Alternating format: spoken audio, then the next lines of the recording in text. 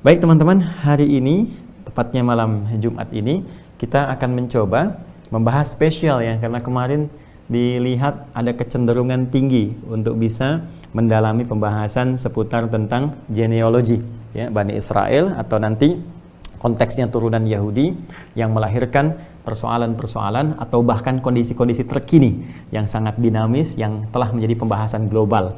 Kita turunkan genealoginya, kemarin sempat kita uraikan kan, dari Nabi Ibrahim terus sampai nanti ke melahirkan Nabi Ishak, Nabi Yakub, kemudian 12 keturunan atau asbab ya, dan sampai di situ kan pembahasan kita. Nah, yang biasanya kita mengkaji tafsir kemudian atau tanya jawab, hari ini kita akan coba ambil dulu satu bagian untuk meneruskan pembahasan yang kemarin, dan nampaknya ini agak panjang ya, akan agak panjang sekali karena kalau kita rinci setiap alurnya itu akan sangat menarik sekali. Ya, sangat menarik. Ada kisah-kisah kehidupan, ada genetika yang tersambung, dan mungkin kita juga akan mengetahui kita ini keturunan yang mana, tersambung kemana, seperti apa jalan hidup kita, dan bagaimana potret kehidupan di masa lalu yang nilainya kemudian ditransferkan ke masa-masa setelahnya, kemudian ditransformasi dalam bentuk perbuatan yang esensinya sesungguhnya memupuk kita untuk bersikap baik, mempertahankan kebaikan seperti orang baik di masa lalu, kemudian kita tingkatkan di masa kini sesuai dengan masa kita, dan belajar dari kesalahan umat yang pernah salah di masa lalu agar jangan terjebak pada kesalahan serupa. Yang paling celaka ketika itu dipertahankan atau bahkan, mohon maaf sekali, ya kadarnya meningkat lebih buruk dibandingkan zaman-zaman yang telah lampau. Ini yang nanti kita akan coba gali, kaji, dan mudah-mudahan dengan itu kita menjadi semakin terbuka, wawasan kita semakin meluas, tercerahkan diri kita, dan dengan kebeningan jiwa kita bisa memilih mana jalan-jalan kebaikan. Itu poinnya. Ya, baik. Sebelum kita turunkan dulu pembahasannya, kita akan coba tampilkan beberapa referensi. Ini agak banyak sebetulnya kitabnya, cuma saya bawa yang pokok dulu ya. Yang inti karena ada beberapa pertanyaan, Ustaz, itu referensinya dari mana, seperti apa gitu kan, kajiannya bagaimana. Kita coba akan tunjukkan dulu beberapa yang kita bisa referensikan dan bisa teman-teman akses ya. Pertama tentu Al-Quran ya. Al-Quran, kalau Al-Quran pasti sama semua ya, baik kita hafal ataupun tertuliskan di mushaf itu pasti akan sama ya, sekalipun ini berdasarkan metode baik untuk misalnya menghafal, ini yang at-taysir itu kan, ada yang perkata, ini al-akhyar ya, ada macam-macam lah gitu kan, tapi isinya tetap dari Al-Fatihah sampai An-Nas, tidak ada perbedaan. Dan Al-Quran sejak diturunkan ya, semua sama lafaznya, asli berbahasa Arab. Jadi dari zaman Nabi Muhammad SAW sampai dengan sekarang, sampai kapanpun tidak berubah ya, lafadznya, bacaannya, bahkan ini di mushaf dituliskan teman-teman ya, walaupun sepeninggal Nabi SAW kemudian apa yang dihafalkan itu dituliskan untuk memudahkan kita mengaksesnya. Sebagai petunjuk Nabi meminta tim ad hoc di masa beliau ya untuk juga mencatat di bagian-bagian yang bisa dicatatkan ya, ada yang di pelepah kurma itu kan, ada di bagian-bagian tertentu yang itu nanti akan dikumpulkan, dicek, disesuaikan dengan hafalan. Jadi hafalan dicek ke situ, tulisan pun dicek dengan hafalan, dan nanti kemudian hari dikodifikasikan dalam bentuk mushaf yang sampai sekarang nanti oleh masanya Utsman bin Affan diperbanyak, disebarkan ke 5 kota utama sampai sekarang sampai di kita, maka dikenal dengan nama Mushaf Utsmani, walaupun nanti sepeninggal Nabi itu sudah ada proyeksi-proyeksi ke arah sana. Jadi ini sangat luar biasa dijaga sampai dengan sekarang. Jadi satu-satunya kitab suci di muka bumi yang terjaga bahasanya dari sejak awal diturunkan, tidak pernah berkurang, terjaga sempurna hurufnya dan sebagainya, jadi referensi kita di Al-Quran. Jadi bukan sekedar bacaan ya, karena saat diturunkan Allah sudah menyampaikan bahwa ini pedoman kehidupan ya. Buka Quran surah kedua Al-Baqarah ayat 185, Syahrul Ramadan alladzi unzila fihi al-Quran hudan linnas.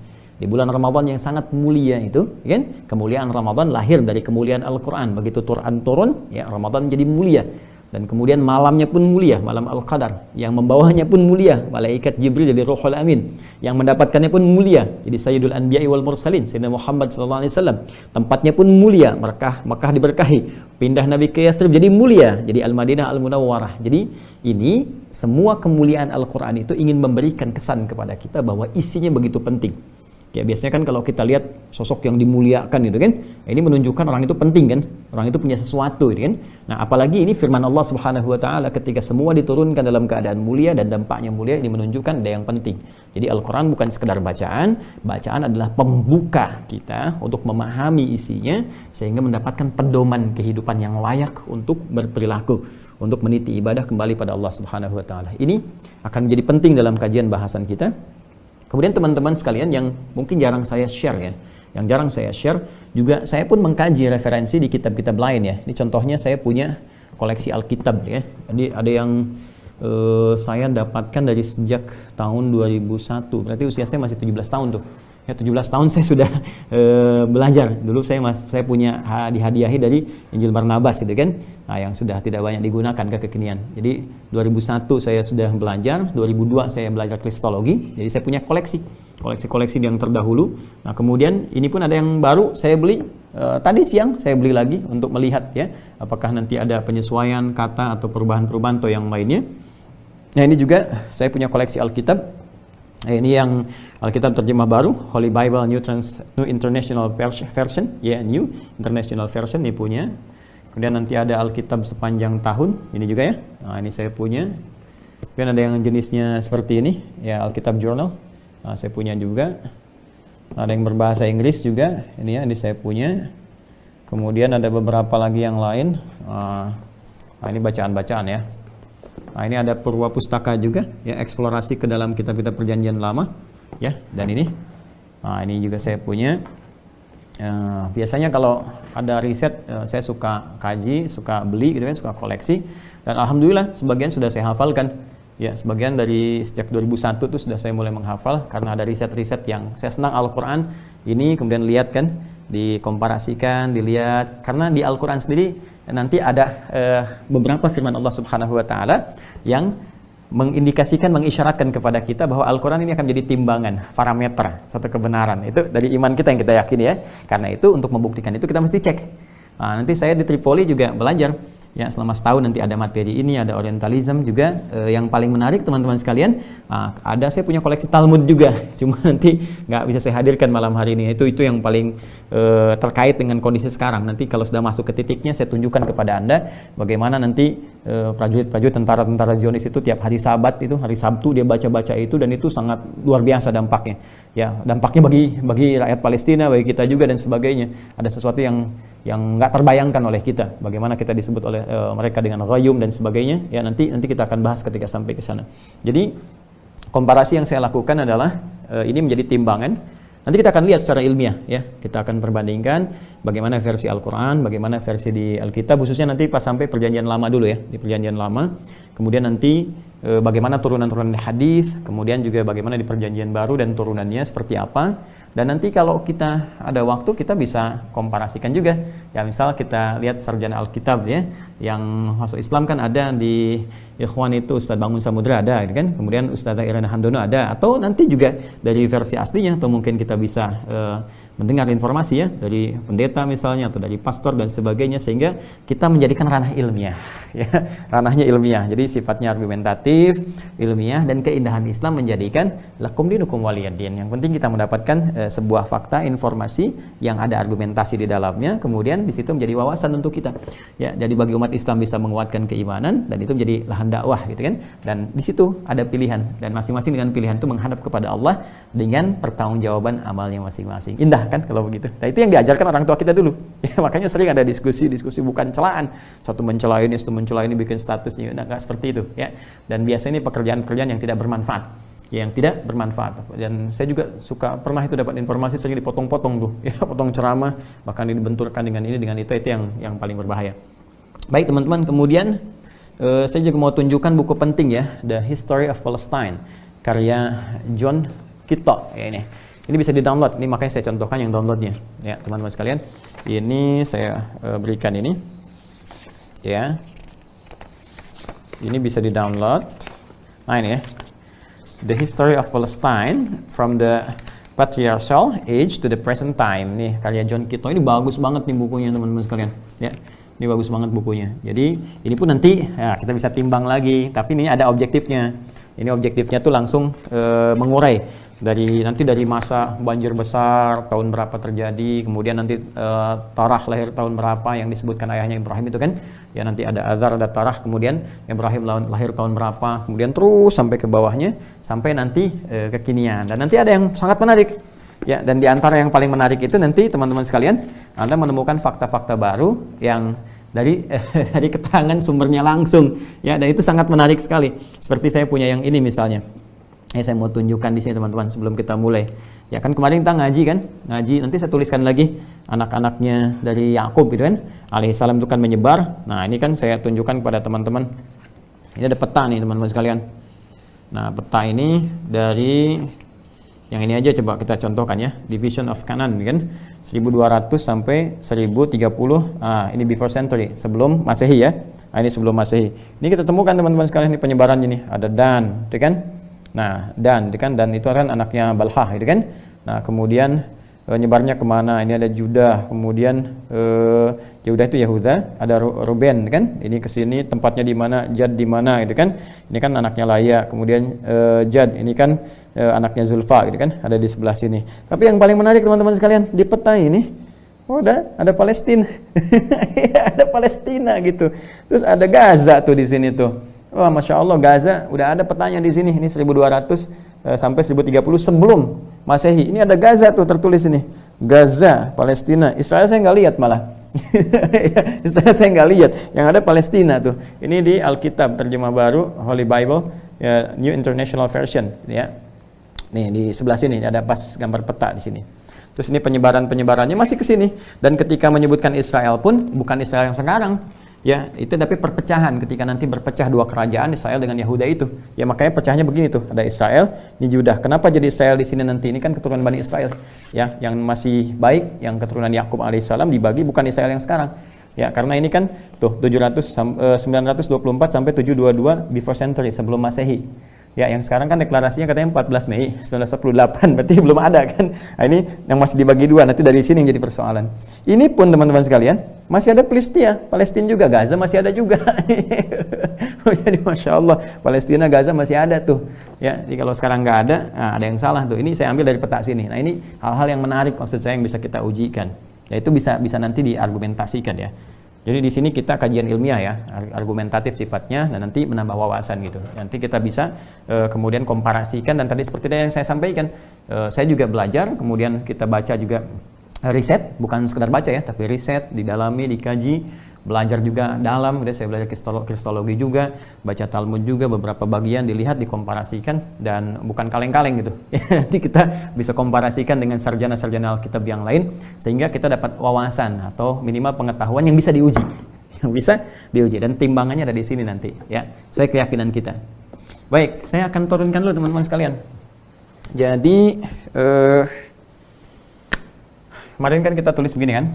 Nah, ini berdasar permintaan. Ini papan tulis sudah lumayan panjang. Kalau makin panjang lagi ke sini kayaknya nanti kita cari, insya Allah ya. Nanti kita cari.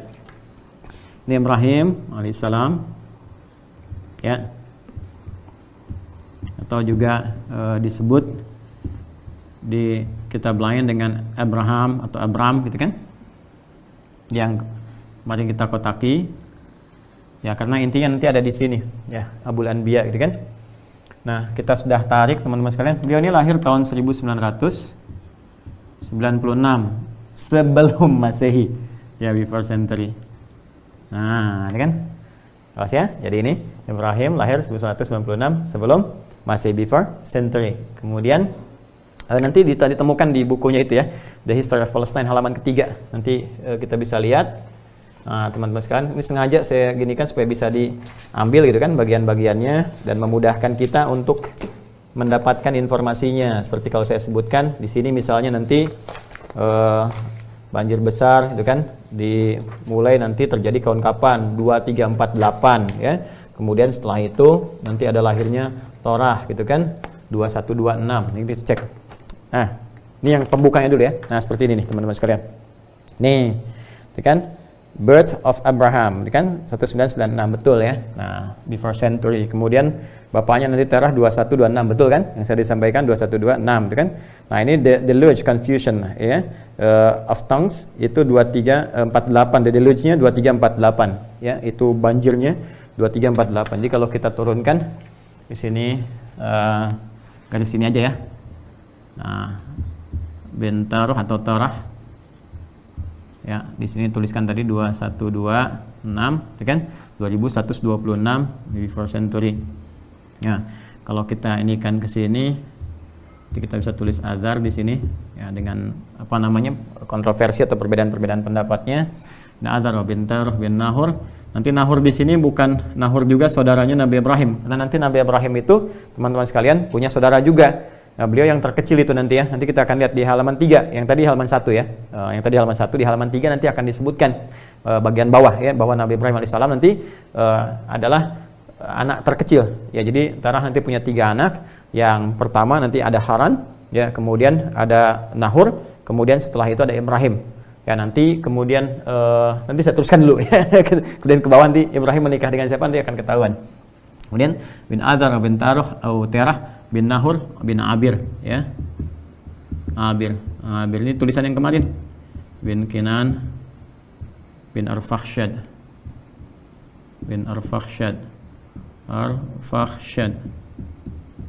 bin Sam ya, bin Nuh alaihissalam.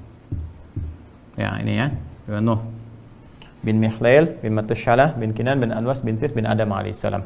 Ya, kadang-kadang nama kakek sering diulang lagi ke bawahnya, itu biasa ya, sebagai bagian dari tafaul atau menyebutkan kakek turun ke bawah untuk mendapatkan bagian-bagian tertentu, baik itu nama-nama kebaikan atau kita bisa katakan tafaul di sini ya. Tafaul itu semacam mendapatkan keinginan kebaikan dari nama-nama yang dimaksudkan. Bin Nuh bin Mikhlail bin Matushalah bin Kinan lagi. Nah, ini kan ada ketemu kan? Bin Anwas bin Sis bin Adam alaihissalam. Pas sampai ke pojok ya. Nah, seperti teman-teman kemarin kan ada yang tanya, Ustadz kok ada Kanaan lagi gitu kan, yang teman-teman sampaikan itu kan, kalau saya turunkan dari Sam ini kan ada ke-8, masih ingat gak? Yang Asyur terus ada Kanaan lagi kan. Nah, yang dimaksudkan di situ teman-teman sekalian bukan anaknya Nabi Nuh yang telah tenggelam ya. Jadi nanti kan kita lihat kemarin saya terangkan bahwa Nabi Nuh itu nanti ada 4 kan riwayatnya kan, anaknya itu Kanaan, ya kan, yang disebutkan nanti dalam riwayat-riwayat dulu. Ini nanti tenggelam dan dikisahkan juga di Al-Quran dan sangat viral sampai dengan sekarang. Kemudian nanti ada Sam, ya, yang ini. Kemudian nanti ada Ham, yang ini Semit. Ini yang telah saya uraikan dulu, jadi saya nggak perlu bahas lagi. Kemudian ini ada Ham, ya. Nanti ini Finit yang ke Afrika dan turunannya. Kemudian Yafith kan. Nah, Yafith, yang Yafitik itu nanti yang turunan Eropa dan turunannya.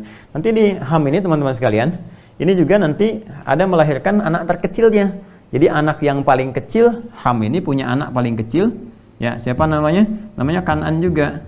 Nah, Kanaan ini nanti akan mendiami wilayah yang kita sebut nanti belakangan dengan Palestina, yang ada suku Palestina di situ, yang tadi ada petanya di situ. Ya, ini anak terkecil dari Ham.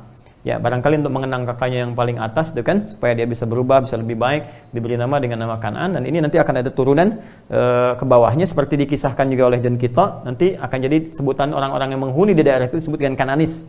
Ya, Kananis ini halaman pertama. Ini saya bacakan ya, teman-teman sekalian. Nah, ini dia nih. Ya. Palestine became the habitation of a portion of the tribes. The second did from Canaan, the youngest son of Ham. The youngest son of Ham, ya kan? Nah, ini dia Kanaan, the youngest son of Ham. Itu kan yang seperti yang saya telah sampaikan. Nah, kemudian di sini diteruskan, hence the country acquired its earliest name, the land of Canaan. Karena itu ketika dia datang ke situ, maka tempatnya diberi nama dengan land of Canaan, gitu kan? Tempatnya Canaan. And the inhabitants were collectively called Canaanites. Jadi para pengikutnya Kanaan ketika dia berkembang di sini, Kanaan terus, termasuk nanti kita akan temukan turunannya yang tadi disebut dengan Filistin tadi. Ya, jadi ada di sini posisinya. Nanti ketika masuk ke dinamika ke Palestina dan sebagainya setelah fasenya Musa, saya akan cerita lagi ke sini. Jadi saya jawab dulu apa yang teman-teman tanyakan kemarin. Saya lihat beberapa di kolom komentar ada yang tanyakan lagi. Jadi Kanaan yang ini bukan Kanaan yang di sini. Ya, baik. Nah, sekarang kita ke sini teman-teman sekalian. Nah, jadi kita terangkan tadi Nabi Ibrahim alaihissalam di Terah ini punya 3 anak nih yang belum saya sampaikan. Ini yang paling bungsu Ibrahim alaihissalam. Kemudian ke sini Nahor. Nahor itu bukan Nahor yang ini ya, tapi tadi kadang-kadang ada tafaul gitu kan, mengambil dari sebelumnya. Kemudian anak pertamanya disebut dengan Haran. Nah, Haran ini teman-teman sekalian nanti punya satu anak laki-laki namanya Lut. Nah, makanya saya katakan kan Ibrahim dan keponakannya ini, Lut keponakannya kan ke Ibrahim ya. Jadi paman ke sini nih. Nah, dan ini pun nanti jadi nabi ya, yang nanti kaumnya mendapatkan azab dari Allah Subhanahu wa taala. Nanti yang viral kisahnya juga termasuk di Quran. Kalau mau gampang ini ketemu sama ini, lihat di Quran surah ke-51. Ya, Adz-Dzariyat di ayat yang ke-24 sampai dengan 30 dan turunannya. Ya, jadi di situ nanti malaikat ketika akan merespon permintaan umatnya Nabi Lut untuk diazab, mampir dulu ke tempatnya Nabi Ibrahim.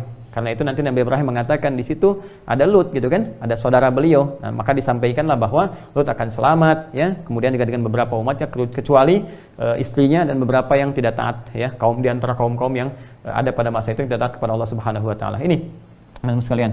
Kemudian ini juga punya dua putri. Jadi Haran ini meninggal duluan. Jadi ini meninggalkan seorang anak laki-laki dan dua perempuan, ya. Mitslah, ya. Satu lagi adalah Sarah atau Sarai, ya. Nah, Mitslah ini nikah dengan Nahor, Sarah ini nikah dengan Ibrahim. Jadi ke sini asalnya. Jadi Sayyidah Sarah ini ya asalnya dari sini, dari Haran punya anak ini, kan, dan nikah dengan Ibrahim. Dulu kan masih terbatas keturunan-keturunan itu. Jadi adanya pernikahan terbatas di lingkungan itu nanti yang menjadikan berkembang biak. Nanti hukum-hukum pun akan melebar. Baru dari situ nanti ada aturan mahram sampai ke kita sekarang, ya. Nah, ini di bahasa Al-Qur'an illa ma qad salaf gitu kan, kecuali hal-hal yang telah berlalu di masa lalu, maka hukumnya ada yang berbeda dengan di masa kini karena kondisi-kondisi tertentu. Yaitu ada di Quran surah ke-4 An-Nisa ayat 23, ya, paling bawah kanan sebelah bawah. Nah, ini. Nah, nanti ini memiliki keturunan, ya kan? Yang ini belum. Sampai tiba nanti dihadiahi nanti Maria Al-Qibtiyah Al-Misriyah saat nanti ke Mesir dan melahirkan seorang anak Ismail yang dulu saya ceritakan, beda 14 tahun baru ini mengandung, kan, dalam usia 90 tahun dan melahirkan Ishak. Nah, saya mau batasi di sini teman-teman sekalian, karena nanti ini yang jadi persoalan utama pembahasan kita, titik tekannya di sini, ya. Yang kemarin yang saya teruskan sampai dengan ke Sayyidah Hajar nanti belakangan ketika kita sampai ke situ, gitu kan, turun Ismail alaihissalam sampai ke bawahnya, sampai ke persoalan ketika kelahiran Nabi Muhammad SAW yang bahkan dinantikan oleh Yahudi tapi ditolak kemudian hari, ya.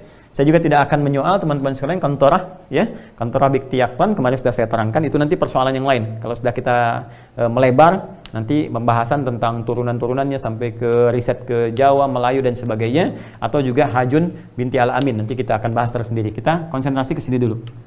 Ya, dari sini Sarah saya tuliskan lagi ya. Nanti kemudian melahirkan Ishak, ini sudah saya terangkan. Jadi saya tidak perlu bahas lagi. Ya, versi Al-Qur'annya di Quran surah ke-11 di ayat 71, ya kan? Atau juga nanti sifat keadaannya disebutkan di Quran surah ke-51, ya, ayat 24-nya saya turunkan sampai 29 dah. Ya. Ini sudah saya terangkan, jadi tidak perlu saya gali lagi kenapa disebut dengan Ishak, gitu kan? Ya, seakar dengan kata dhahak, gitu kan? Yang melahirkan rasa gembira, rasa riang, sehingga dengan itu mampu menghibur keluarga dan mendekatkan diri kepada Allah Subhanahu wa taala, kan? Kemudian dari Ishak melahirkan Yakub. Ya, Yakub dan Esau. Yakub saya tulis begini dulu, ya, Yakub dan Esau. Esau, kan? Nah, seperti ini ya. Ini kita bahas belakangan saja karena nanti yang banyak kaitannya yang ini ya. Ini nanti seperti saya ceritakan nanti setelah remaja dewasa dia ke bagian belahan Romawi ke sana, sedangkan nanti ke padang Arab untuk dipertemukan dengan pamannya, yaitu dari istrinya Ishak, ibunya, gitu kan. Ishak nanti menikah seperti saya sampaikan kemarin dengan Rafkah, ya kan. Nah, jadi ini menikah dengan Rafkah, kemudian Rafkah nanti punya paman namanya Laban, kan? Punya kakak ya, ini punya kakak namanya Laban. Nah, di padang Arab Laban nanti punya dua orang anak, teman-teman sekalian, ya kan? Lea atau Lea, ya kan? Satu lagi, kemudian Rahil, dan punya dua orang asisten nanti yang diperbantukan kepada keduanya, Zulfa, kemudian Balha. Masih ingat ya? Masih ingat ya? Nah, nanti Yakub menikahi 4 ini seperti kisah yang saya sampaikan kemarin, jadi saya percepat. Nanti saya turunkan ke sini berarti dengan cepatnya. Nah, untuk memberikan keterangan bagaimana karakteristik mereka ini yang belum kita bahas. Ya, ini yang belum kita bahas. Nanti dari Lea seperti kita sampaikan. Lea. Jadi teman-teman yang baru bergabung cek lagi yang kemarin ya, supaya lebih jelas. Melahirkan 6 orang anak. Ya, 1, Sini aja ya, biar paling gampang ya. Ya, atau sini ya, supaya selaras. Satu adalah Ruben atau Robin. Nah, ya. Satu Ruben, yang kedua Shimon atau Simeon atau Simon, ya Shimon. Oke. Yang ketiga nanti ada Levi atau Lewi kan, pelayan. Yang keempat atau imam, pelayan, nanti kita akan turunkan Yehuda. Nah, sebenarnya saat 4 ini Laya atau Lea ini merasa ini beliau nampaknya nggak melahirkan lagi gitu kan, ada versi demikian di dalam nanti perjanjian lama ya, karena itu kemudian di pelayannya yang dari sini teman-teman sekalian nanti minta untuk dihadiahkan bahkan dinikahi sebelumnya oleh Ibrahim alaihissalam. Dari sini nanti baru melahirkan 2 orang anak ya, 2 orang anak, dan ketika lahir 2 orang anak ternyata ini lahiran lagi. Jadi saya sempurnakan ke sini dulu, nanti baru saya turunkan ke sini ya. Nanti di sini Zulfa melahirkan Jad dan Asyur, dan Balha melahirkan Dan ya. Kemudian ada satu lagi nanti adiknya. Turunkan dulu sini 5 teman-teman sekalian. Di sini Zakar, Isakar, kemudian ke-6 Zabalon. Nah ya, ini lalu saya masuk ke sini dari Rahil yang melahirkan 2 orang anak, Yusuf. Nah, kemudian kedua Binyamin,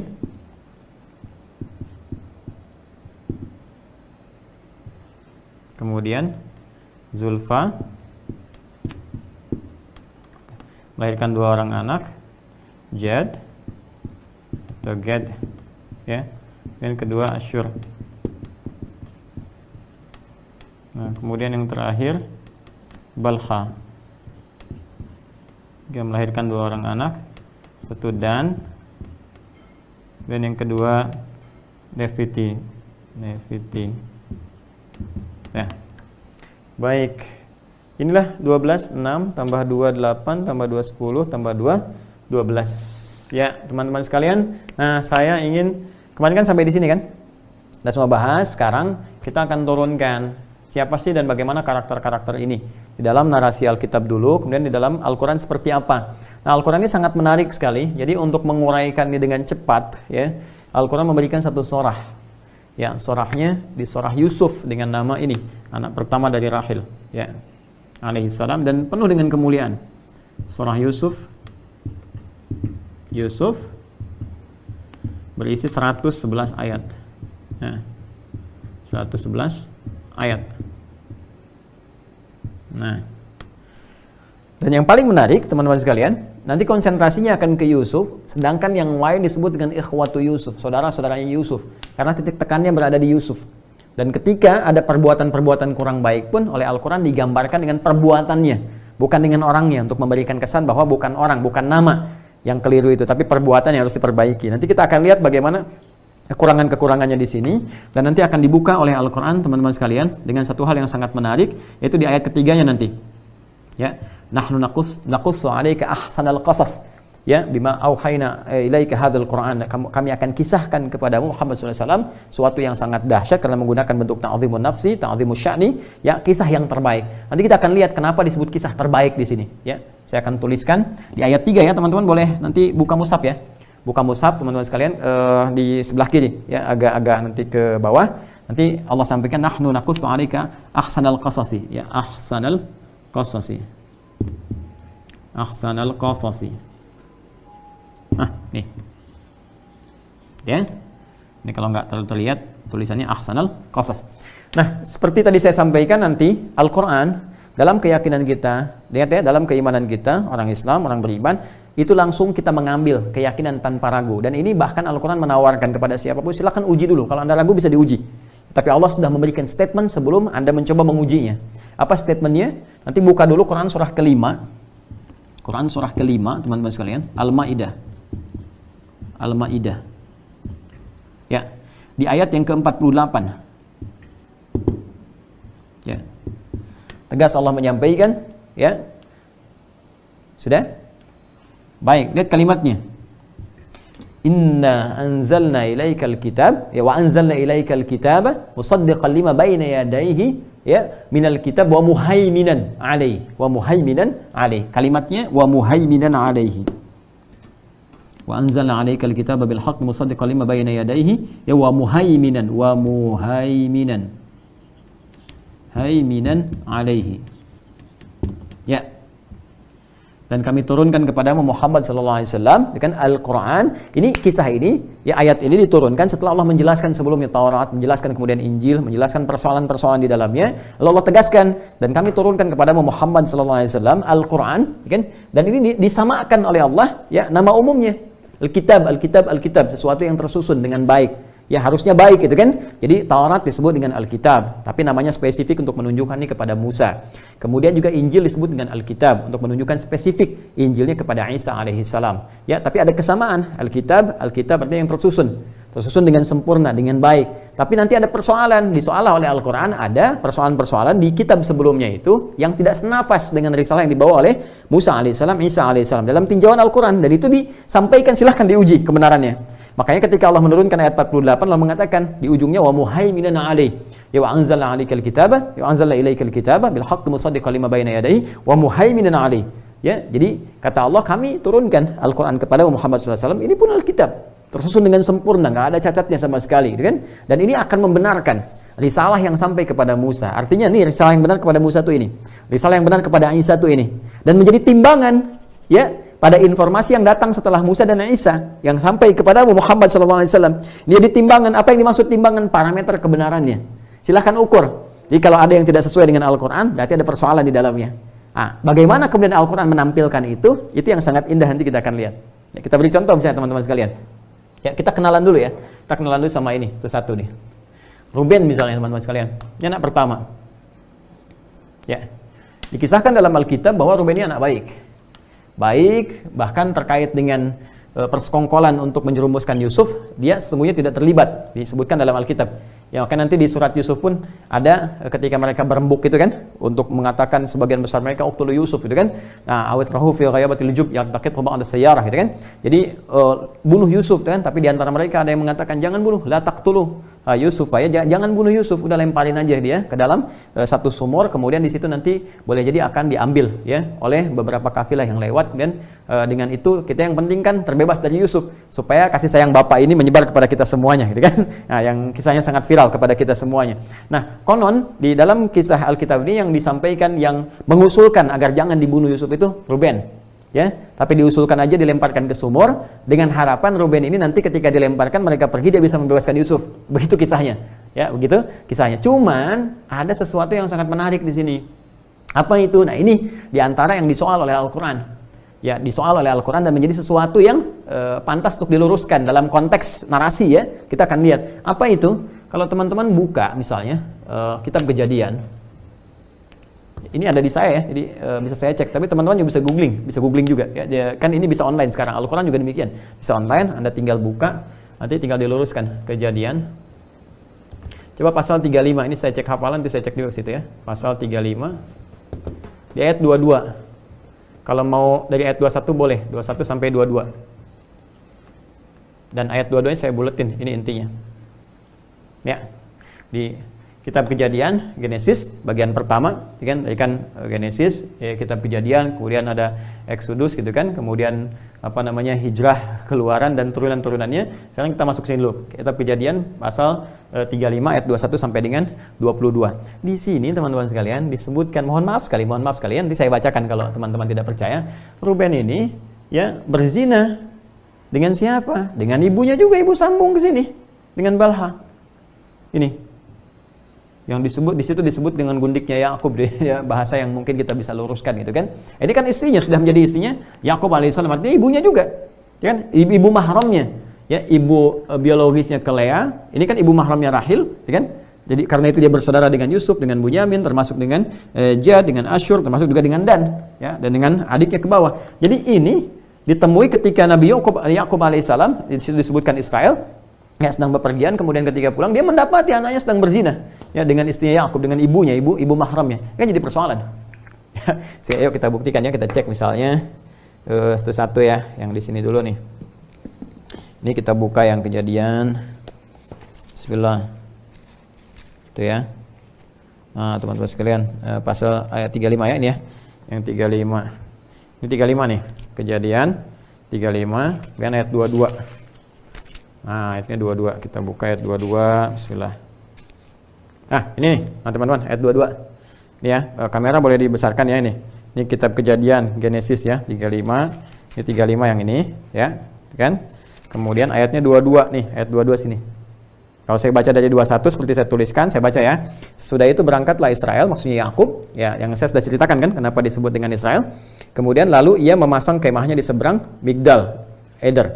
Dua-duanya ketika Israel diam di negeri ini, terjadilah bahwa Ruben sampai tidur dengan Bilha, gundik ayahnya, dan kedengaranlah hal itu kepada Israel. Nah, ini jadi persoalan. Jadi Yakub mendapati bahwa ketika dia sedang bertugas dan kemudian membangun satu tempat di 21 itu, ya, satu tempat dia untuk beristirahat, sampai berita kepada dia di ayat 22-nya bahwa ini Ruben, ini bisa berzina, berhubungan dengan siapa? Dengan istri Yakub, dengan ibu mahramnya, dengan Bilha. Nah, ini sesuatu yang disoal oleh Al-Quran. Ya, jadi secara nalar sehat ini nggak mungkin terjadi lah gitu kan. Istri Nabi, kemudian juga di sini ibunya sendiri, dan dalam konteks di sini ada saudara-saudaranya, bisa terjadi peristiwa yang seperti itu. Karena itu nanti disebutkan juga dalam turunan-turunannya, Yakub murka kepada Ruben, dan Ruben dihukum. Di antara hukuman turunannya itu dia tidak mewariskan kemudian kepemimpinannya, ya, kemudian juga kesulungannya nanti akan dipindahkan dalam satu kisah, nanti dipindahkan ke Yusuf, tapi versinya Robi Yahudi dipindahkan ke Yahuda, ya. Jadi nanti ada persoalan keimaman yang nanti diberikan kepada Levi, kemudian nanti ada persoalan kepemimpinan yang diberikan kepada Yahuda, dan persoalan untuk kesulungan. Sulung itu nanti yang berhak untuk menentukan. Jadi setelah 12 ini, asbat ini, 12 suku menjadi menyebar dan sebagainya, yang ambil keputusannya siapa? Nah, itu kesulungan di situ yang diwariskan. Nanti dari sini versinya yang lain menyebutkan Yusuf, versinya Rabi Yahudi menyebutkan Yahuda. Jadi mereka ingin menguatkan keturunan Yahudi di sini. Ya, jadi ini kontroversi yang pertama tentang Ruben. Sebagian bisa kita lihat di dalam Al-Quran, teman-teman sekalian, di surah Yusuf itu, ketika terjadi peristiwa mereka berkumpul, ya, untuk berbuat sesuatu yang kurang baik kepada Yusuf alaihissalam dan merencanakan, dan sebagian mengatakan pembunuhan. Kita akan lihat nanti bagaimana di Alkitab menyebutkan detailnya, versi Alkitab siapa yang merencanakan itu diantaranya, ya. Dan di sini ada yang berkata jangan bunuh, dan di sini Alkitab menerangkan Ruben, kan? Nah, di sini kita mendapatkan keselarasan karena Al-Quran juga mengatakan ada informasi-informasi yang bisa dibenarkan sepanjang dia senafas dengan keterangan-keterangan tersambung kepada nabi-nabi sebelumnya. Artinya pada kisah Yakub, ya, pada kisah Yusuf alaihissalam. Karena Nabi pun mengatakan demikian. Jangan engkau persalahkan sepenuhnya, tapi jangan juga benarkan sepenuhnya. Artinya ada informasi-informasi yang bersih dia itu bening, ya, masih bersih, masih benar, maka ditimbang oleh Al-Quran. Nah, maka apa yang disoal oleh Al-Quran pertama adalah dari mana didapatkan kisah bahwa Ruben ini, ya, anak pertama dari Yakub alaihissalam, bisa berzina dengan ibunya sendiri, ibu mahramnya. Ini jadi persoalan. Jadi persoalan serius. Sementara Al-Quran mengangkat martabatnya, memuliakannya, dan tidak pernah hadir kisah itu gitu ya. Itu disoal. Jadi ini bisa kita kemudian pertanyakan. Ya, ini bagian yang pertamanya, ya, yang bisa kemudian kita turunkan. Nah, ini persoalan kontroversi yang pertama, sehingga nanti muncul kecaman-kecaman di dalam Al-Quran atas narasi-narasi seperti ini gitu, yang juga menimbulkan sesuatu persoalan yang sangat pelik. Fawailul lilladzina yaktubunal kitaba bi aydihim tsumma yaquluna hadza min indillahi liyashtaru bihi tsamanan qalila. Maka celakalah kalau ada orang-orang merubah satu narasi untuk mendapatkan satu keuntungan sesaat atau untuk motif-motif tertentu, sehingga menyebabkan orang-orang setelahnya menjadi salah informasi. Ya, tapi ini nanti bisa disoal secara argumentatif, dijawab secara argumentatif, ya, dicari gitu referensinya bagaimana. Karena di sini secara nalar, secara rasional, bagaimana bisa gitu kan seorang anak bisa berzina dengan ibunya, ibu mahramnya, sementara di sini juga ada keluarga-keluarga, dan ini diketahui bapaknya adalah seorang nabi, dan dia pada saat yang bersamaan disebut anak baik. Itu persoalan, ya. Kemudian Shamun, teman-teman sekalian, Shamun, Simeon atau Simon, Simeon, Diego Simeone. Mungkin nasabnya ke Shamun, baru menang tuh Liga Spanyol kemarin. Makanya Luis Suarez dijual sama Barcelona ke Atletico Madrid, juara. Maaf ya, lompat, saya nggak nonton. Tapi saya tahu Zidane berhenti, Antonio Conte diperebutkan, saya tahu. Sini lagi ya, Shamun atau Simeon atau Simon. Ini juga teman-teman sekalian anak kedua, tapi ada persoalan. Disebutkan juga di dalam narasi Alkitab bahwa ini di antara persoalannya ada dua. Yang pertama, ini diduga sebagai inisiator, ya, bersama Levi nanti, ya, bersama juga dengan yang lainnya, tapi diduga Shamun dengan Lewi yang inisiator yang paling kuatnya dalam konteks persekongkolan untuk mencelakakan Yusuf ke sini. ya, untuk mencelakai Yusuf, sehingga Yakub sedemikian murka dalam konteks ini. Dan ada yang keduanya, ini kasus terkait dengan Yusuf, ya, mencelakakan Yusuf.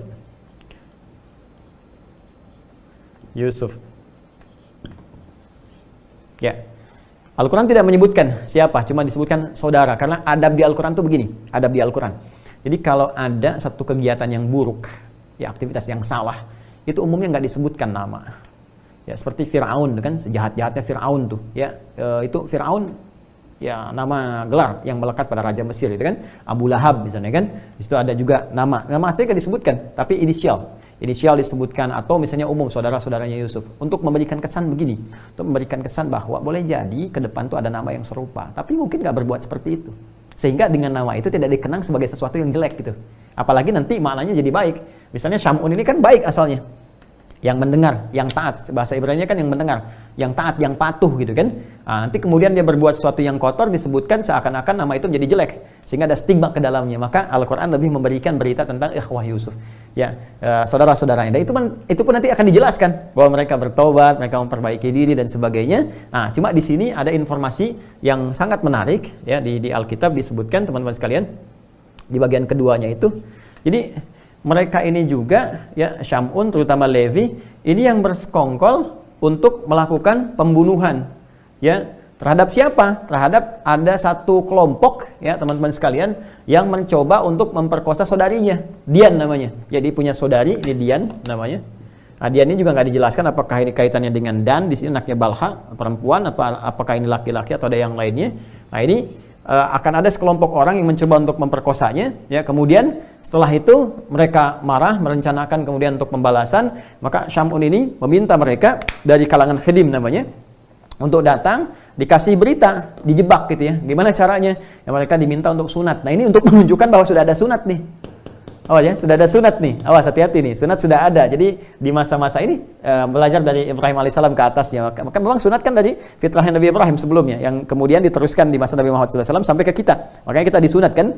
ini diminta oleh mereka untuk sunat, untuk mendapatkan keberkahan, kebaikan, kebersihan. Begitu mereka masih merasakan sakit dalam sunat itu, maka dibunuhlah orang-orang Khidim pada saat itu. Ya, maka ini sampai beritanya kepada Yakub alaihissalam, dan Yakub begitu marah.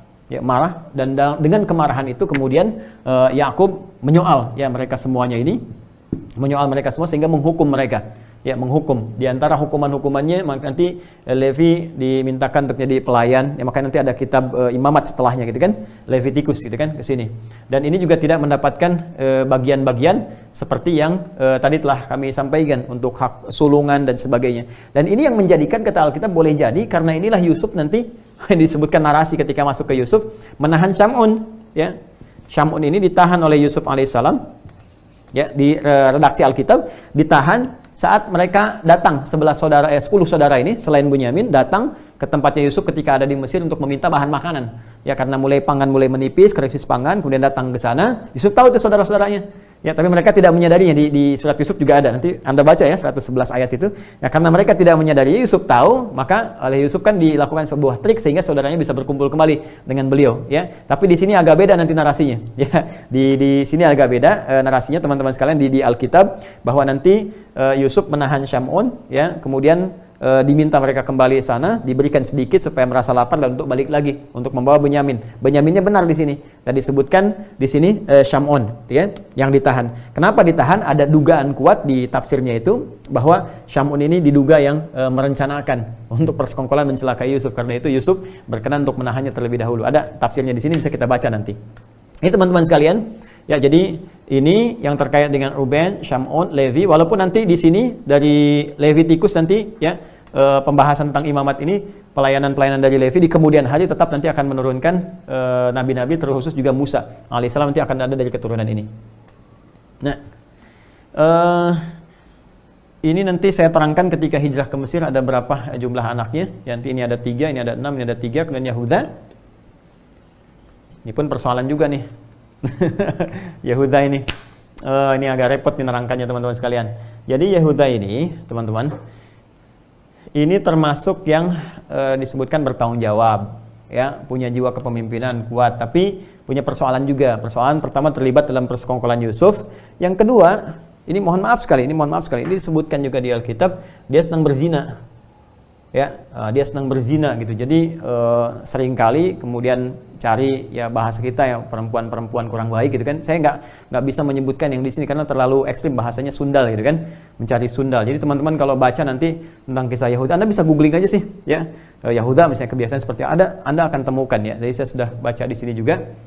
Nah, bagaimana persoalan yang menimpa Yahuda ini, bahkan yang titik yang paling ekstrim adalah dia berzina dengan menantunya sendiri ya. Jadi ini ceritanya nanti punya anak laki-laki, anaknya meninggal, kemudian menikah dengan nanti anaknya Nabi Daud yang turunan Daud nanti ya, Nabi Daud alaihissalam nanti punya istri namanya Makkah nanti punya anak namanya Tamar. Nah,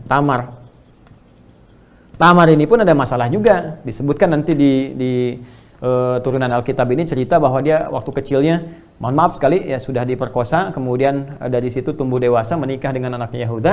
Satu kali ketika anaknya ini meninggal, ini kan masih menantunya nih ya, ini pergi ke rumah bordir dengan tempat-tempat yang seperti itulah gitu kan, istilahnya tempat-tempat untuk menjual diri.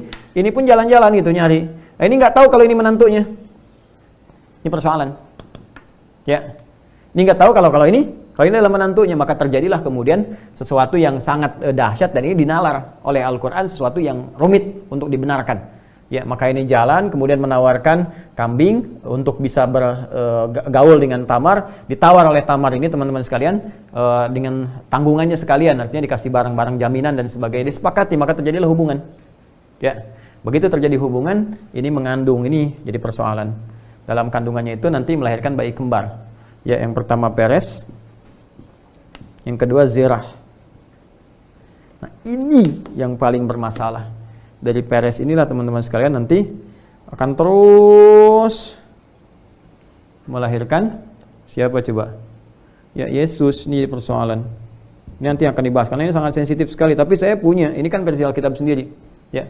Nanti ini akan Anda turunkan dari sini, bisa di Matius, bisa ya pasal 1 ayat 1 sampai dengan 16. Di Lukas juga ada teman-teman sekalian ya, dari ayat 23 sampai dengan 33, 34 akan ditemukan juga. Dan yang paling menarik nanti antara Matius dengan Lukas agak berbeda. Di Matius nanti ada 41 turunan nasab, di Lukasnya ada 57, sudah beda 16. Dan turunan 7 dengan 8 sudah beda antara ini dengan ini. Nah, ini juga yang disoal oleh Al-Qur'an. Ya, kok bisa gitu turunannya dari sini, kejadian terjadi seperti ini, melahirkan, bahkan kemudian ada di sini Maria ya.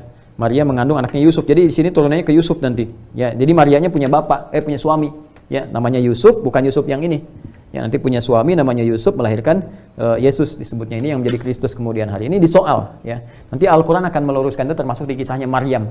Bagaimana Al-Quran membebaskan Maryam dari tuduhan, ya, dan memuliakannya, dan bagaimana Nabi Isa alaihissalam disebutkan 25 kali dalam Al-Quran.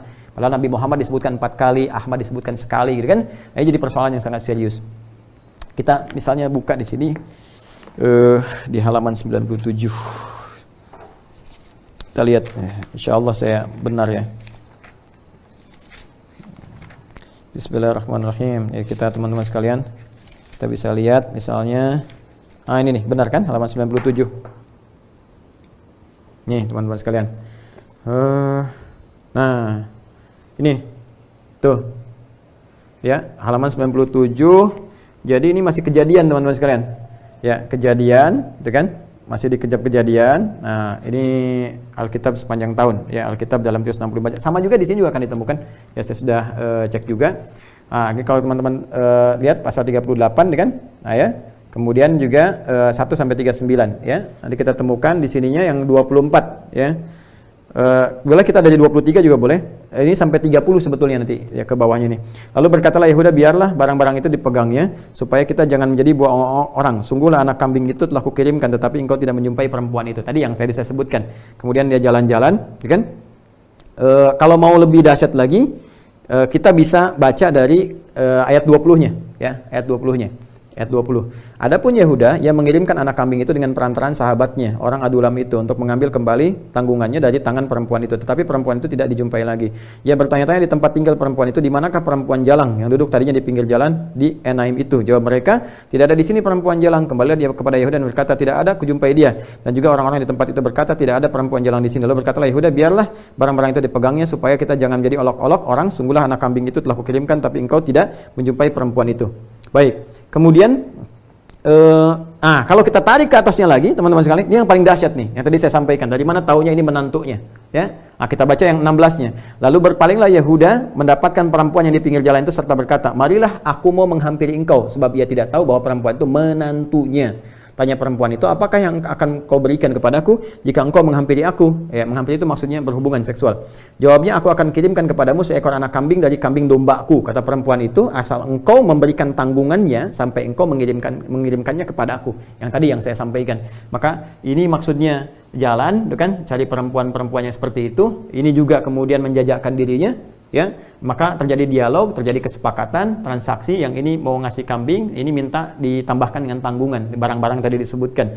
Nah, kemudian di ayat 24, sesudah kira-kira 3 bulan, dikambarkanlah kepada Yehuda, Tamar, menantumu bersundal, bahkan telah mengandung dari persundalannya itu. Lalu Yehuda berkata, bawalah perempuan itu supaya dibakar. Nah, ini yang paling bahaya, yang paling repot. Jadi, begitu ini berhubungan kan teman-teman sekalian, ya. Ini menarik juga nih, ini bisa kontradiktif ya. Kan kalau berhubungan nggak mungkin pakai penutup dan sebagainya, ya kan? Namanya berhubungan, orang berhubungan pasti terbuka. Masa ini bapak nggak kenal kepada menantunya, ya kan? Ya kan? Nah ini kalau dia masih transaksi nutup, ini wajar. Tapi kalau sudah berhubungan, nggak mungkin nggak kenal.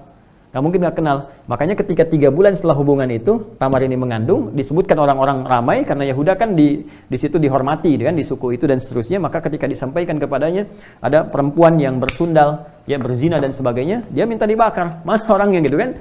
Bakar saja gitu kan? Bahasa kita seperti itulah. Bawalah perempuan itu supaya dibakar. Ini bahasanya nggak saya tambahin, nggak saya kurangi. Waktu dibawa ayat 25, perempuan itu menyuruh orang kepada mertuanya mengatakan, nah ini menyuruh orang, Tamar menyuruh kepada mertuanya mengatakan, dari laki-laki yang empunya barang inilah aku mengandung. Maksudnya apa? Maksudnya dari orang yang bertransaksi tadi, ya kasih tanggungan, ini loh barang-barang yang ditanggungkan beserta kambing, aku ngandung anak itu dari dia ketika melakukan hubungan. Maka apa yang terjadi? Juga dikatakannya periksalah siapa yang mempunyai cap materai serta kalung dan tongkat ini. Ini dijelaskan di sini. Jadi barang tanggungannya ternyata bukan sekedar kambing, ada cap materainya, ada kalung, ada tongkat, gitu kan? Maka Tamar ketika disuruh oleh orang-orang Yahuda untuk kemudian dihadapkannya bahkan akan dihukum, maka Tamar mengatakan, "Hei, aku mengandung ini dari orang yang punya barang-barang ini." Dia nggak sebutkan langsung ya kepada bapak mertuanya ke sini. Lalu apa yang terjadi? Yang terjadi Yehuda memeriksa barang-barang itu ayat 26 lalu berkata, bukan aku tetapi perempuan itulah yang benar karena memang aku tidak memberikan dia kepada Shelah anakku dan dia tidak bersebu lagi dengan perempuan itu. Nah ini teman-teman sekalian, teruskan dulu ya. 27. Pada waktu perempuan itu hendak bersalin, nyatalah ada anak kembar dalam kandungannya, dan ketika ia bersalin, seorang dari anak itu mengeluarkan tangannya, lalu dipegang oleh bidan, diikatnya dengan benang kirmizis, dan berkata, inilah yang lebih dahulu keluar. 29. Ketika anak itu menarik tangannya kembali, keluarlah saudara laki-laki, dan bidan itu berkata, alangkah kuatnya engkau menembus keluar. Maka anak itu dinamai dengan Peres. Ini yang saya sebutkan. Ya. Kemudian sesudah itu keluarlah saudara laki-laki yang tangannya telah terikat dengan benang kirmizis itu, lalu kepadanya diberi nama Zerah. Ini yang saya sebutkan. Benar kan? Nah ini jadi kita bisa lihat di Kejadian ya pasal 38 dari 16 kalau mau sampai ke 30 seperti tadi yang saya sampaikan. Nah ini ada sesuatu yang kontradiktif yang disoal oleh Al-Quran. Jadi ketika Al-Quran memuliakan ya nasab-nasab turunan ini, memang ada kasus terkait dengan Yusuf, kemudian juga mereka bertobat, dimintakan tobat oleh Yakub alaihissalam kepada Allah Subhanahu wa taala karena niat mereka untuk kembali. Di sisi lain ada narasi seperti ini. Kok bisa gitu kan anak nabi bertanggung jawab ya dan punya kedudukan dan sebagainya bisa kemudian berzina bahkan dengan menantunya, dan narasi semacam ini nanti akan sangat banyak ditemukan. Ya, bagaimana nanti seorang nabi bahkan berzina dengan anaknya dan sebagainya dan seterusnya. Nah, ini persoalan serius teman-teman sekalian. Ini kemudian berzina dengan menantunya, ini kan punya anak, nanti anaknya meninggal, ini kemudian ada anak yang keduanya, ya tidak dinikahkan dengan dia, tapi kemudian ini menjajakkan dirinya, ini pun mencari jajan di luar. Dari sini mengandung, melahirkan Peres, melahirkan Zerah. Dari Peres ini, di Matius dengan di Lukas disebutkan menurunkan Yesus. Kan jadi persoalan serius di sini.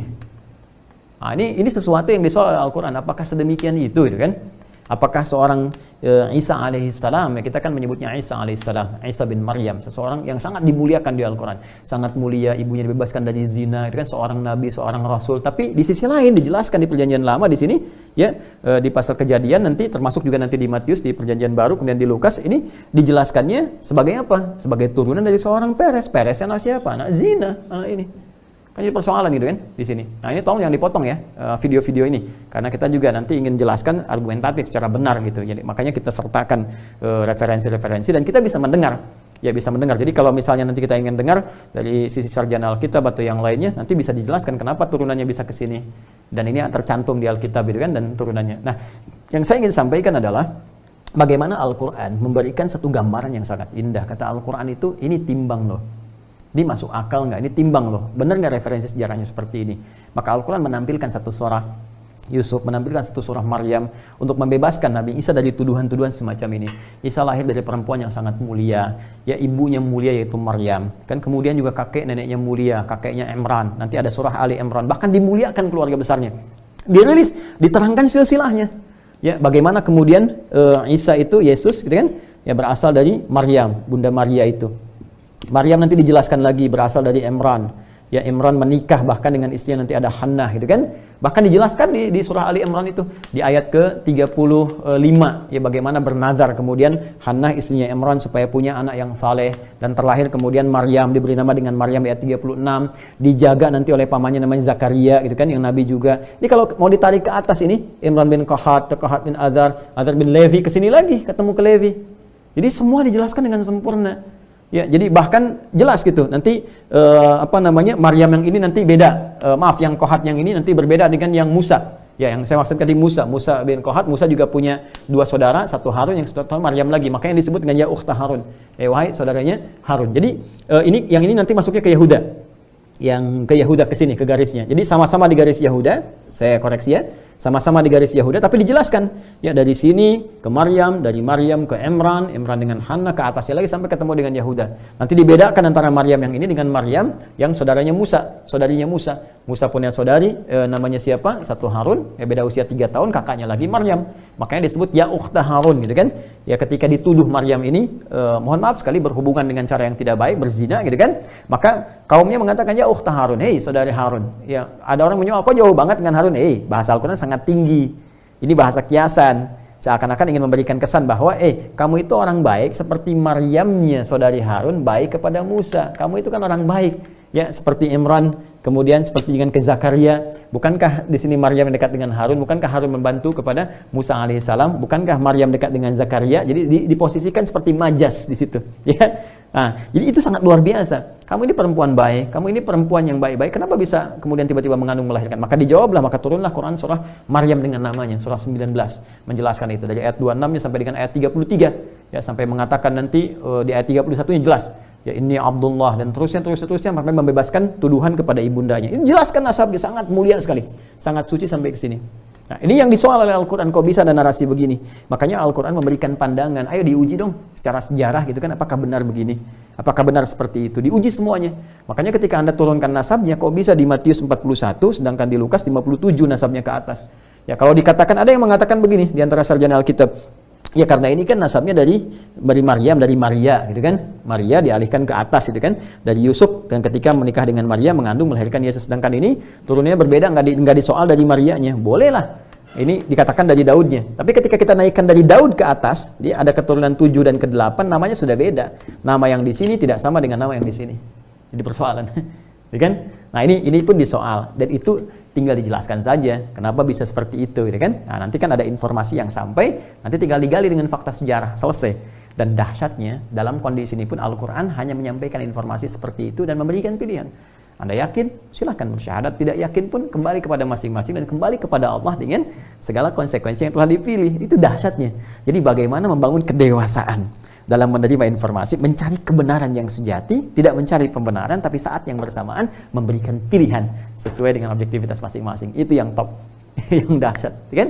Nah, jadi nggak benar juga, nggak boleh juga ada orang-orang Islam kemudian mencela dan sebagainya. Nggak boleh mencela. Di Al-An'am di ayat yang 108 jelas, la tasubbu, ya, jangan kalian mencela. Ya, orang-orang yang menyembah selain Allah Subhanahu wa taala itu jangan berbeda keyakinan, jangan, kalau bahasa kita jangan mencela orang beda keyakinan, nanti sadar nggak sadar dia mencela Allah, mencela Tuhan kita gitu kan yang kita yakini kebenarannya. Jadi jangan saling mencela. Yang ada adalah saling menyampaikan argumentasi, menyampaikan pengetahuan, kemudian diuji, dan dari pengujian itu serahkan kepada keyakinan masing-masing. Wah, itu luar biasa, ya. Lakum dinukum waliyadin. Nah, ini teman-teman sekalian, ini juga yang disoal nih. Ya. Nanti ini bersamaan ikut hijrah nanti dengan Yusuf. Nanti saya jelaskan Yusufnya dulu. Setelah itu nanti kita akan terangkan bahwa nanti ini saat hijrah punya 3 anak, ini 6 anak, ini 3 anak, ini 5 anak, 2 orang yang laki-laki meninggal, 3 orang perempuan ikut. Kemudian Izzahar juga nggak banyak disebutkan referensinya teman-teman sekalian, kecuali Izzahar ini terlibat dalam persekongkolan untuk kasusnya Yusuf saja ya di narasi-narasi ini, termasuk juga dengan Zabalon terlibat persekongkolan dengan narasi terkait dengan Yusuf. Tapi nanti ini pun akan menurunkan 4 orang anak yang ikut ke Mesir. Ini juga 3 orang anak ikut ke Mesir saat hijrah ya. Yusuf alaihissalam sudah menjadi pembesar, kemudian ikut ke keluarga Potifar pada saat itu, dia membantu sampai diangkat dia menjadi orang kedua di kerajaannya Mesir pada saat itu. Rahil Yusuf ini udah ada suratnya di Al-Quran, surah ke-12, 111 ayat. Ya, di Alkitab juga tampilannya mulia, ya, sampai nanti dijelaskan banyak hal, termasuk di pasal 39 yang menerangkan tentang Yusuf, di Kejadian, masih di Genesis ya, pasal 39 nanti diterangkan bagaimana seorang Yusuf itu yang sangat mulia sampai dirawat oleh Potifar, sampai di tempat Potifar yang tadinya diambil itu ya. Cuman perbedaan dengan Al-Quran, di sini kan tadi dikatakan Ruben yang mengusulkan dilemparkan ke dalam sumur, nanti Ruben akan ngambil, ternyata ini diambil duluan. Ini lucu juga di sini ya, dilemparkan ke sumur tapi diambil lagi gitu. Nah, ini juga agak ada pertanyaan. Jadi narasinya begini. Narasinya Ruben mengusulkan lemparkan ke dalam sumur. Ini kan sumur ya, fi ghayabatil jub yaltaqitu ba'da sayar di bahasa Al-Qur'an. Jadi ketika dilemparkan ke dalam sumur ini, berharap Ruben ketika mereka meninggalkan ini dia akan nyelamatin, ya kan? Tapi ternyata mereka ini setelah melemparkan ini mengambil lagi dan menjuallah kepada orang-orang Ismail. Ini persoalan juga. Ismail siapa di sini? Kok tiba-tiba disebutkan? Ini persoalan serius. Ya, dan kalau sudah mereka mau lemparkan ke sini, kenapa mereka harus ambil lagi kemudian kali? Ya, kalau dilempar, logikanya kan kalau kita lempar, tinggalkan, kan? Ini dilempar, ya kemudian diambil lagi, lalu dijual kepada orang-orang Ismail kemudian menjual kepada orang-orang dari kalangan Mesir sampai nanti dirawat sama keluarganya Potifar. Kalau ini disebut Potifar, ya. Kalau kita di redaksi Arab menyebutnya Potifar. Ini jual kembali. Nah, ini tidak ada masalah sih kalau mau dijelaskan dan turunan-turunannya sehingga menjadi tatanan informasi semata, kan? Baik teman-teman. Kemudian Yusuf sudah kita ketahui kisahnya. Kalau nanti mau ngaji, saya menyampaikan ini di Masjid Al-Fathu di Soreang ya. Jadi bahas tentang kisah Yusuf. Nah, yang paling menarik di surat Yusuf itu teman-teman sekalian, itu dibuka ayat 3-nya. Ya, ayat 3-nya. Itu dibuka dengan kalimat yang sangat indah sekali. Nahnu naqussu 'alaika ahsanal qasas. Ya, nahnu. Langsung pakai nahnu. Naqussu 'alaika ahsanal qasas. Jadi kalau di Al-Qur'an itu ada kata nahnu dan turunannya itu bisa na begini. Bisa inna pakai taukid, inna pakai na gitu kan? Nah, bisa inna begini, bisa na begini. Kalau yang na begini, inna digabungkan ada 2 begini, seperti inna anzalna. Ya, ini na-nya ini kependekan dari nahnu. Nahnu ini fungsinya kalau bahasa Arab biasa standar itu untuk menunjukkan bentuk jama kalau ke makhluk. Tapi kalau keterangannya terkait dengan informasi dari Al-Qur'an disandarkan kepada Allah, maka dia punya 2 fungsi. Satu ta'zimun nafsi. Ta'zim an-nafsi. Yang kedua ta'zimus sya'ni. Ta'zimus sya'ni. Nah, seperti ini. Sya'ni. Ta'zimun nafsi, ta'zimus sya'ni. Ta'zimun nafsi untuk menunjukkan keagungan Allah Subhanahu wa taala, ta'zimus sya'ni untuk menyampaikan bahwa informasi yang akan diterangkan sesuatu yang sangat luar biasa, dahsyat. Jadi seakan-akan Allah ingin memberikan satu gambaran penting, isyarat yang sangat dahsyat bahwa nahnu naqussu dengan keagunganku. Jadi Allah langsung menghadirkan keagungannya untuk menyampaikan kisah-kisah ini. Ya, dengan keagunganku aku akan kisahkan kepadamu yang sangat dahsyat. Apa itu? Ahsanal qasas, kisah yang terbaik. Jadi ada ahsana yuhsinu, ada hasuna yahsunu, ada hasana yuhassinu. Ahsana itu yang paling tinggi. Makanya sifat ibadah kita kepada Allah disebut ihsan, masdar dari kata ahsana.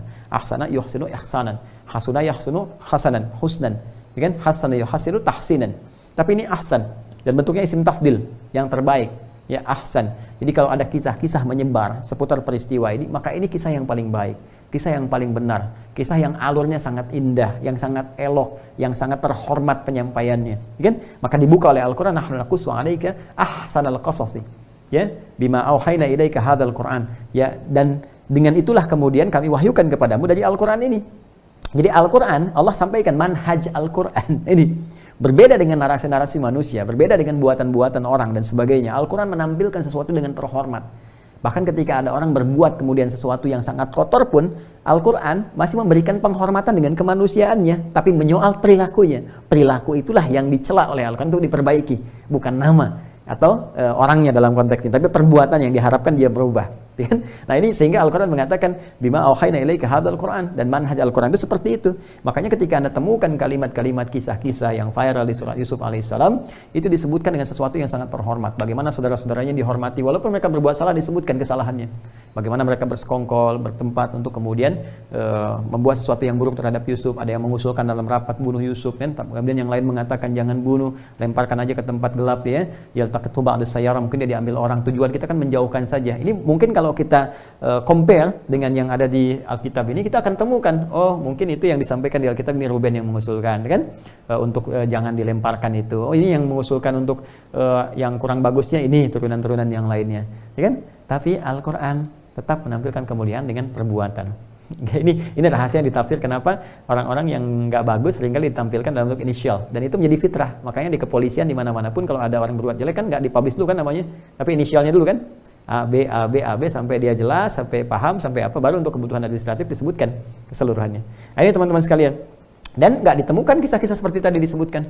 Yahuda pernah berzina dengan menantunya, Ruben berzina dengan ibu mahramnya dan sebagainya. Itu nggak ada gitu. Nah, makanya Al-Quran nanti memberikan narasi-narasi yang sangat indah, membenarkan kisah ini, ya, bahwa ada kisah Yusuf punya 11 saudara, dan Yusuf bermimpi, dan ini pun ada juga, ya, bermimpi dan dimuliakan dengan mimpi itu, 11 gemintang, kemudian dengan 1 rembulan dan matahari bersujud kepada sebagai penghormatan.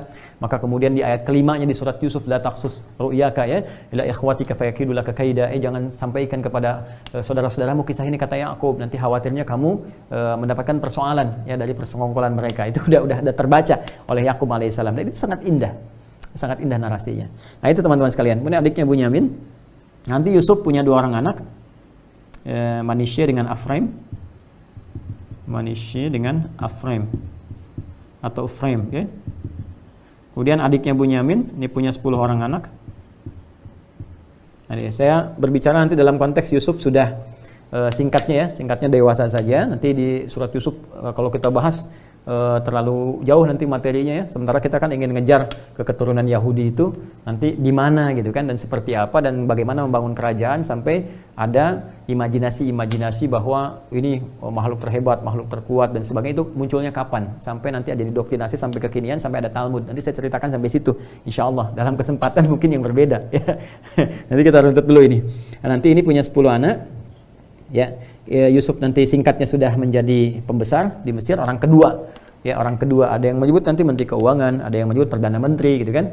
Dia ada juga yang narasi membuat pengganti Gutifar yang saat itu menjadi seorang perdana menteri langsung di orang kedua setelah raja, setelah Firaun, Farainah. Ya, Firaun yang dimaksudkan raja-raja Mesir.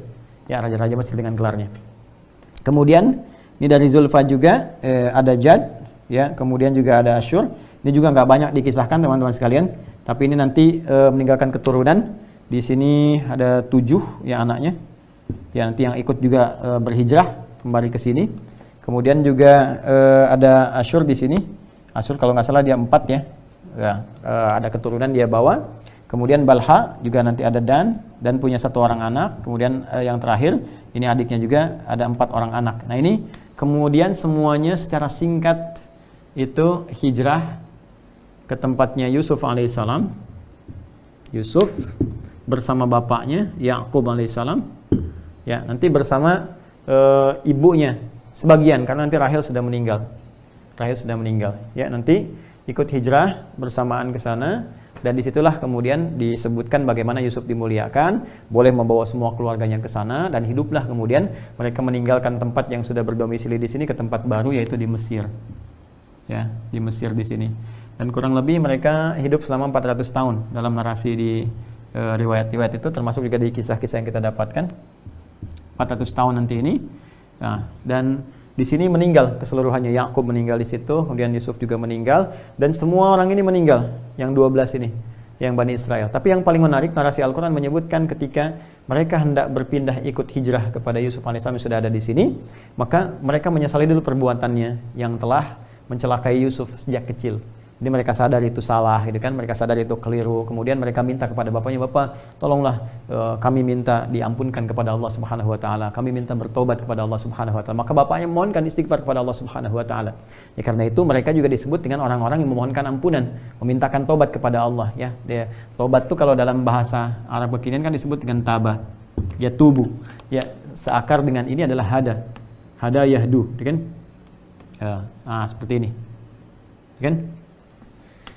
Nah, maka dari sini jamaknya dikatakan hadu. Hadu. Nah, hadu orang yang kembali, orang yang taubat. Makanya nanti indah sekali di Al-Quran itu, teman-teman sekalian, ada satu diksi yang ditampilkan oleh Al-Quran untuk menyebutkan nama ini. Seperti Al-Baqarah ayat 62. Innal ladzina amanu, paling kiri sebelah atas ya di mushaf standar. Innal ladzina amanu wal ladzina hadu wan nasara was-sabiina man amana billah. Awas, ada kalimat ini sering dipotong nih. Sementara orang nggak bertanggung jawab, yang bawa paham semua agama sama itu ya, dia potong-potong ayat tuh. Yang potong video aja bermasalah, apalagi potong ayat itu kan.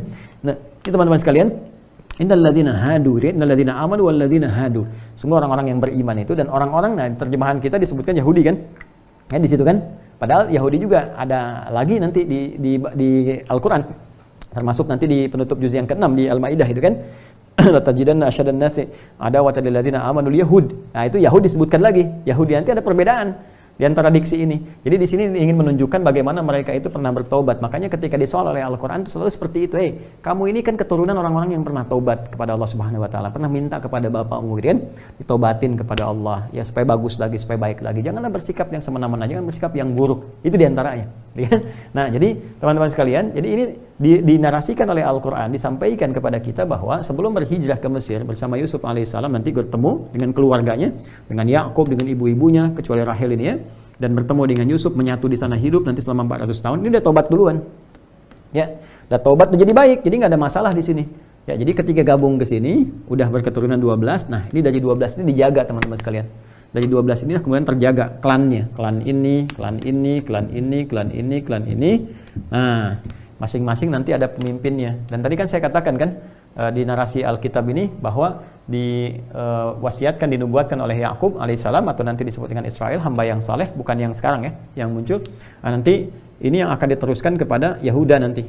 Ya, sepeninggal nanti Yusufnya, ini yang memegang kemudian kesulungan baik dari kepemimpinan dan terusan-terusannya sampai nanti disampaikan juga nanti pernyataan di Alkitab.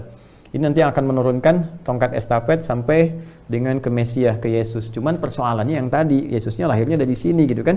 Peresnya lahir dari Tamar lahir dari perselingkuhan atau perzinahan, ini yang dipersoalan. Nanti kita akan bahas ketika sampai ke situ. Nah, jadi ini meninggal semua. Ya. Meninggal semua saat berada di sini, tapi sudah memiliki keturunan inilah nanti teman-teman sekalian yang akan berkehidupan kurang lebih selama 400 tahun terus ya, berkembang sampai muncullah persoalan-persoalan. Yang persoalan itu menumbuhkan satu perpecahan-perpecahan, gejolak sosial di masyarakat Mesir, sampai muncullah raja lagi. Rajanya itu yang zalim juga. Raja yang mana? Al-Quran nggak nyebutkan siapanya, tapi disebutkan jabatannya, rajanya Firaun. Itu yang kita populer disebutkan Firaunnya.